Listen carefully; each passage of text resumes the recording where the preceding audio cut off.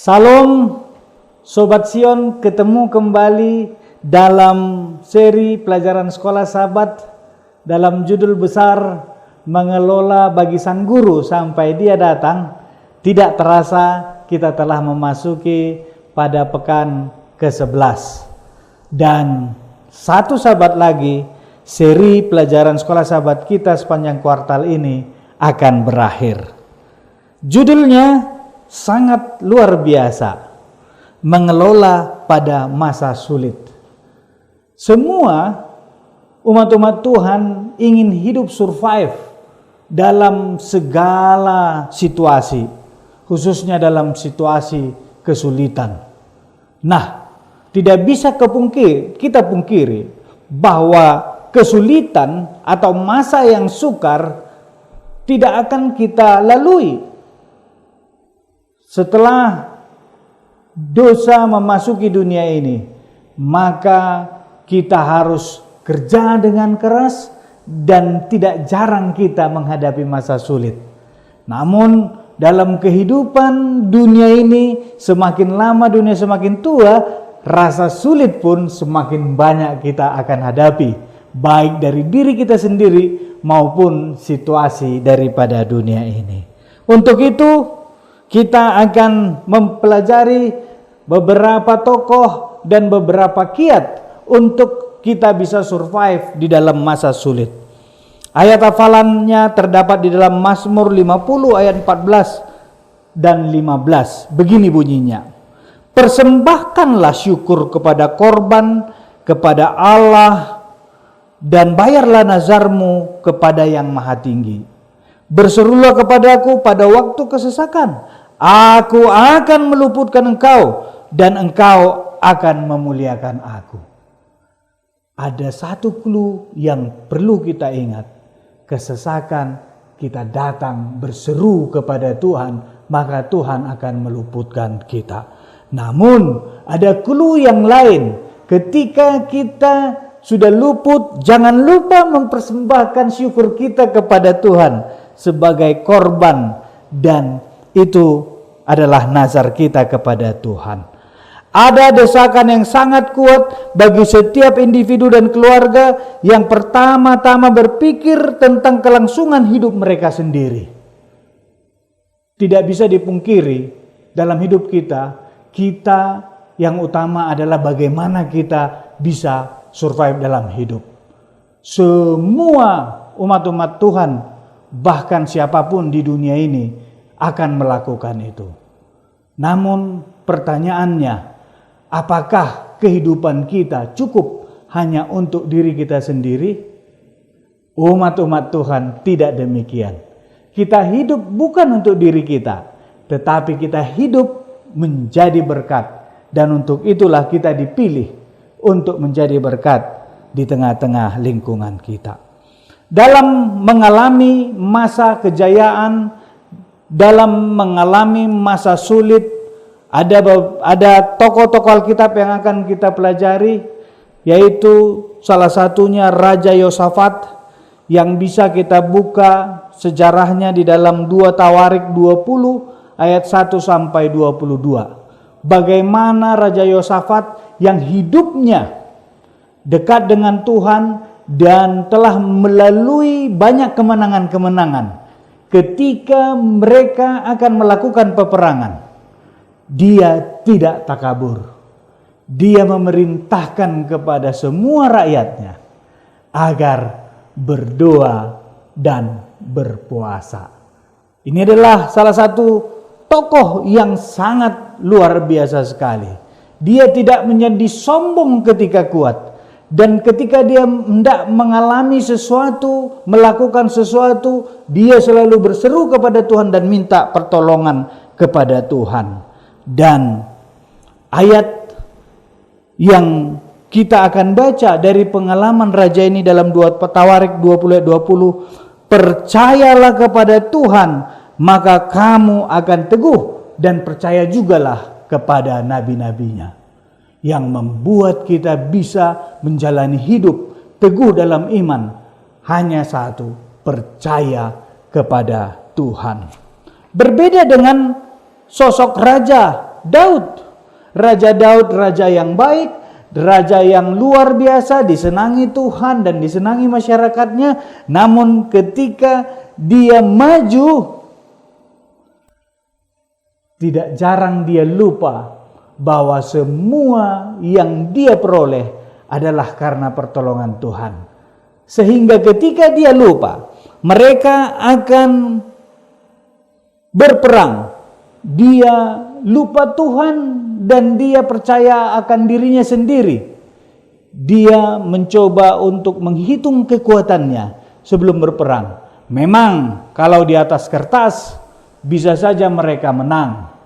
Tetapi oleh karena dia tidak mengandalkan Tuhan, pada saat itu mereka mengalami kekalahan. Inilah kehidupan di dunia kita. Kadang-kadang kita bisa seperti memilih, seperti Raja Yosafat, dalam situasi apapun selalu mengandalkan Tuhan. Di dalam situasi apapun selalu menomorsatukan Tuhan. Dan kadang-kadang kita juga seperti Raja Daud. Ketika kita bagus, kita lupa bahwa dari Tuhanlah semuanya, kita mencoba mengandalkan diri kita sendiri. Sobat Sion yang dikasihi Tuhan, kehidupan di dalam dunia ini, ketika umur dunia ini tidak lama lagi, kehidupan akan semakin sukar, akan semakin sulit, karena manusia akan lebih mementingkan dirinya sendiri daripada mementingkan Tuhan. Untuk itu, apa yang harus kita lakukan? Kita harus melakukan hal-hal yang sederhana dalam hidup kita. Kita harus meyakini bahwa kita tidak akan tinggal lama di dunia ini. Dunia ini akan kita tinggalkan. Nah, untuk itu, kalau dunia ini akan kita tinggalkan, apakah kita masih mau menambah harta kita di dunia ini? Banyak sekali kita terlalu sibuk untuk menambahkan harta kita. Setiap hari memikirkan aset apa yang harus saya tambah, tanah mana yang harus saya beli, bahkan apalagi kesenangan apa yang belum saya peroleh. Dan itu saja yang membebani hidup kita, sehingga berat rasanya untuk melangkah, untuk mengandalkan Tuhan di dalam hidup kita. Salah satu contoh kecil, ketika kita imani bahwa dunia ini bukan tempat kita selama-lamanya, mari kita tidak menambah aset kita apabila hal ini sudah cukup bagi kita. Mari kita lebih memikirkan hal-hal rohani. Karena ketika kita berpikir tentang aset, maka kita berpikir tentang kehidupan di dunia ini saja. Mana yang kita pilih? Mungkin ketika aset kita banyak, kita merasa kita bisa berobat kemana-mana kalau kita sakit, bisa menambahkan umur kita daripada kita hidup kekal. Tentunya kita pilih hidup kekal, bukan? Untuk itu jangan terlalu memikirkan dunia ini. Lantas apa yang harus kita pikirkan? Apa yang prioritas di dalam hidup kita? Dalam Markus 12 ayat 30 dikatakan, kasihilah Tuhan Allahmu dengan segenap akal budimu dan dengan segenap kekuatanmu. Kita harus lebih mengasihi Tuhan Allah daripada sekedar hanya mengasihi dunia ini atau aset-aset yang kita miliki. Dari seri pelajaran sekolah sahabat kita sepanjang kuartal ini, kita sudah diajarkan banyak hal yang harus, tidak hanya sekedar menyembelikan perpuluhan dan persembahan, tidak hanya sekedar menolong orang yang hina, tidak hanya sekedar mengembalikan untuk Tuhan dari apa yang kita punya, tetapi kita harus difokuskan untuk lebih fokus kepada Tuhan setiap hari. Mengasihi Tuhan sama seperti mengasihi diri kita sendiri. Sobat Sion yang dikasihi Tuhan, pada akhirnya apa yang kita miliki ini, kalau kita belajar Alkitab, belajar buku Wahyu, belajar buku Daniel, maka akan ada masa apapun yang kita miliki itu tidak bisa kita gunakan untuk membeli, bahkan tidak ada waktu untuk menjual. Artinya semuanya akan sia-sia.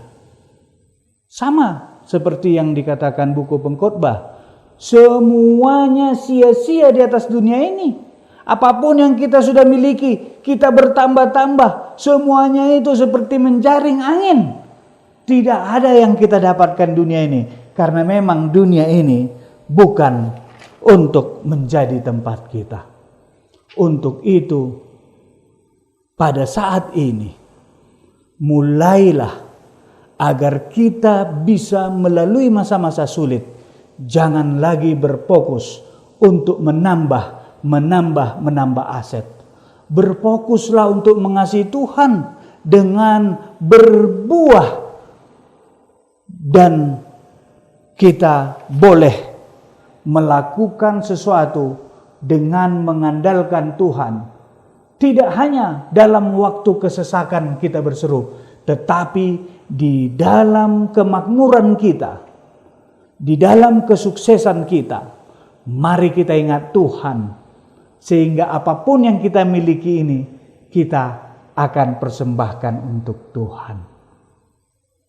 Sobat Sion yang dikasihi Tuhan, akhirnya ketika kita mencintai Tuhan seperti cinta kita kepada diri kita, maka apapun akan kita serahkan kepada Tuhan. Karena memang tujuan kita bukan tinggal di dunia ini, tetapi hidup selama-lamanya di tempat yang Tuhan telah sediakan bagi kita. Dengan kekuatan ini, maka kita akan lolos dari masa-masa sulit yang akan melanda dunia ini. Dan inilah yang Tuhan perintahkan, kamu akan jadi berkat. Gunakan hartamu untuk menyampaikan Injil kekekalan. Gunakan waktumu untuk menyampaikan Injil kekekalan. Gunakan talentamu untuk menyampaikan Injil kekekalan, kabar sukacita, sehingga kita tidak akan ingat akan masa-masa sulit itu. Kita hanya lihat Tuhan dan tujuan kita tertuju kepada kehidupan kekal. Kiranya Bapa di sorga memberkati kita semua. Terima kasih.